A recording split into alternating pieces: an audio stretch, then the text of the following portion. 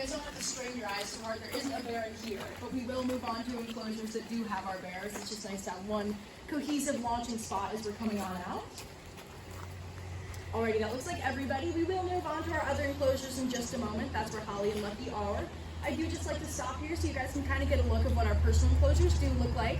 We do have 5 of them. This is number 1. We send up to 5. That's where our other bears are. Each one is outfitted with a personal den. They're about 5 feet wide and 5 feet deep for our bears to use. And as you can note, we do have an open enclosure. That is that thing I was talking about, where if Tasha Bear does want to come on in, she's able to amble on in, get her meal, and then just kind of check right on out, which is what she does usually do. We do have our second enclosure as we move on up also open, so we do have an opportunity to see Tasha if she comes on over while we're over there as well.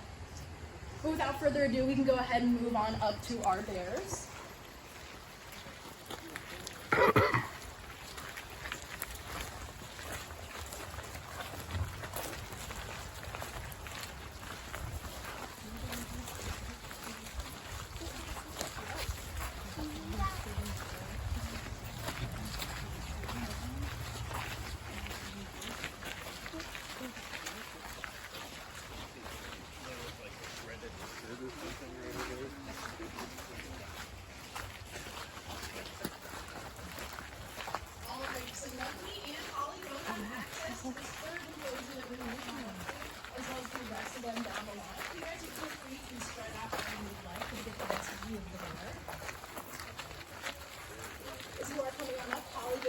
Closest to us here on the left. Lucky Bear is the one that's kind of getting a vantage point up on top of the den over there to the right.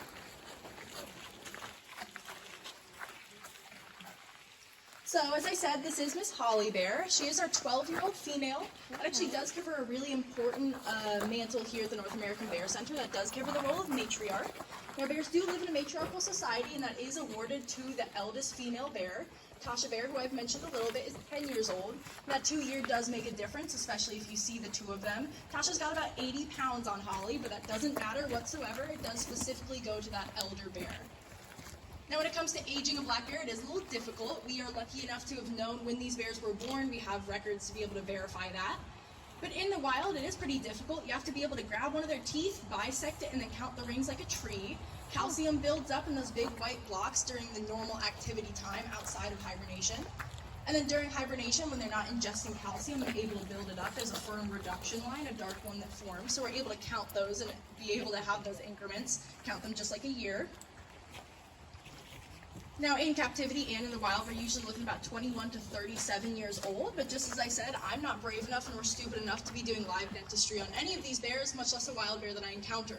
So it is Minnesotan law that within the 6 weeks that you are able to hunt black bears in the state, that you do send in a tooth so that we're able to kind of cull that data, change the range if we need to for those wild bears.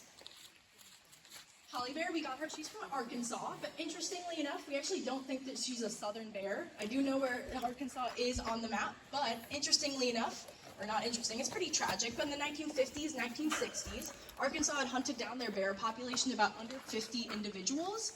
Super abysmal for repopulating that area. Genetic diversity is at an all-time low. So to be able to repopulate that area, they did ask northern states like Minnesota and then some of Manitoba, Canada, to actually donate bears on down to reinitiate. From that swap, interestingly enough, those northern areas actually did receive wild turkeys, so you can thank that for the fact that you see wild turkeys on the side of the road today. But so we do think if you trace back Holly Bear's family tree, you would see some of those northern genetics. But alas, as I said, she is our northern bear from the south. So a man was driving on down the road, he saw Holly Bear who had escaped a wildfire. Her fur was a little bit singed, so he picked her on up, he brought her home. Now it is illegal to have a pet bear in Arkansas. I don't think he was trying to hide that fact very much, because he actually was found out because he was driving around in his pickup truck with Holly Bear in the passenger seat wearing a diaper. So not super elusive, he wasn't really doing a lot to hide it.